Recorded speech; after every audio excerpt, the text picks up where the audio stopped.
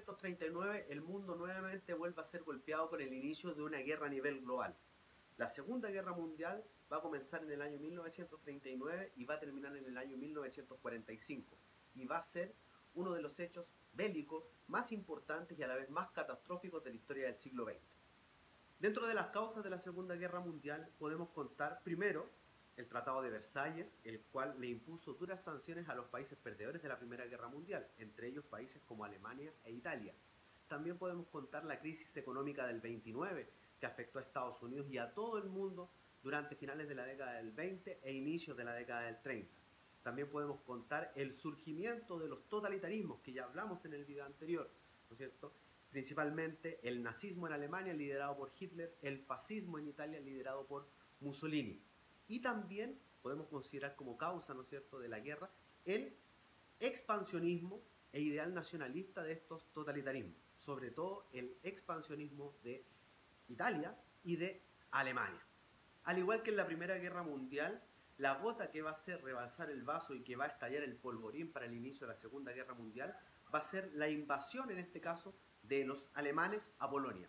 Con este hecho, se va a aprovechar por muchas potencias, muchos países, muchos imperios para declarar la guerra a sus enemigos naturales y continuar con pugnas que no quedaron selladas tras la Primera Guerra Mundial.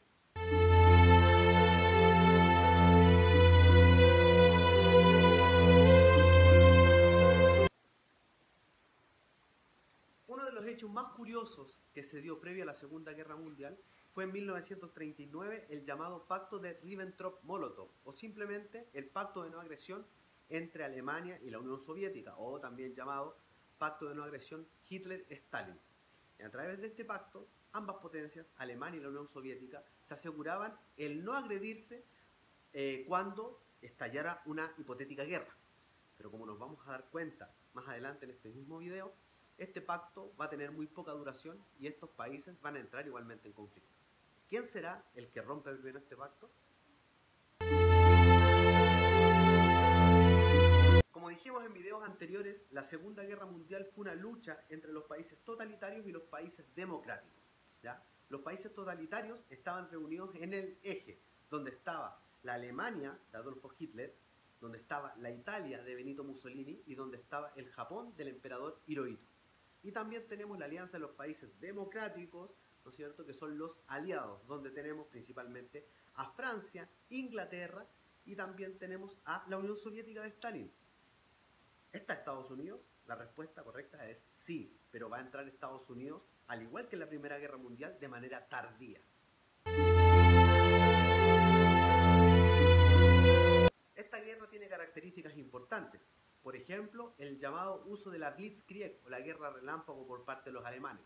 También las trincheras dejan de ser un elemento importante para la guerra como lo fue en la Primera Guerra Mundial, producto de que ahora tenemos los ataques aéreos, los cuales invalidan como estrategia de guerra a las trincheras, ya que se ven desde el aire. Además, durante el desarrollo de esta guerra vamos a encontrarnos que entre los años 1941 y 1942 la guerra se hace mundial y se hace total, con dos hechos muy importantes. El primero, en 1941, con la invasión de Alemania a la Unión Soviética.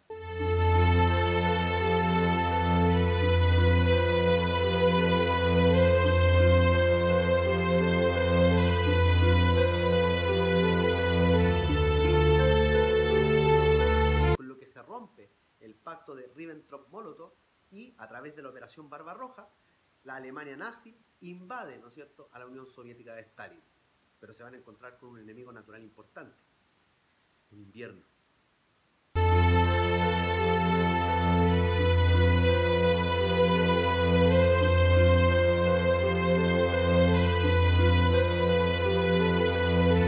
También vamos a tener que Estados Unidos entra a la guerra. Recién les dije que les iba a comentar por qué. En 1941, Japón, a través de los kamikazes, bombardea la base naval de Pearl Harbor en Hawái y con eso le da la excusa perfecta a Estados Unidos para ingresar a la guerra.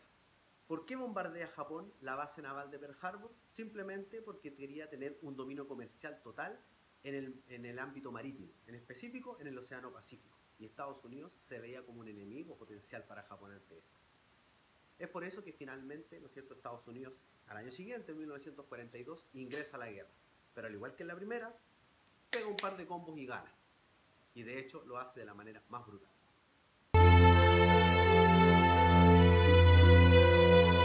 En 1943 vamos a tener que Mussolini, ¿no es cierto?, cae y con eso el fascismo italiano es derrotado. Es la primera potencia totalitaria en salir de la guerra y obligada a firmar un armisticio. En 1944 se desarrolla el llamado Día D, donde, ¿no es cierto?, se da el llamado desembarco de Normandía, donde tropas inglesas y norteamericanas llegan a las costas francesas para liberar a Francia de Alemania, el inicio del fin del imperio nazi. En 1945, rodeado por las fuerzas soviéticas, Hitler es prácticamente obligado a quitarse la vida y con eso cae la segunda potencia totalitaria, el nazismo. Pero en agosto de 1945, el bombardeo atómico sobre Hiroshima y Nagasaki hace ponerse de rodillas de manera brutal a Japón y obviamente Estados Unidos se alza como el gran triunfador de la guerra y Japón como el último imperio totalitarista en caer.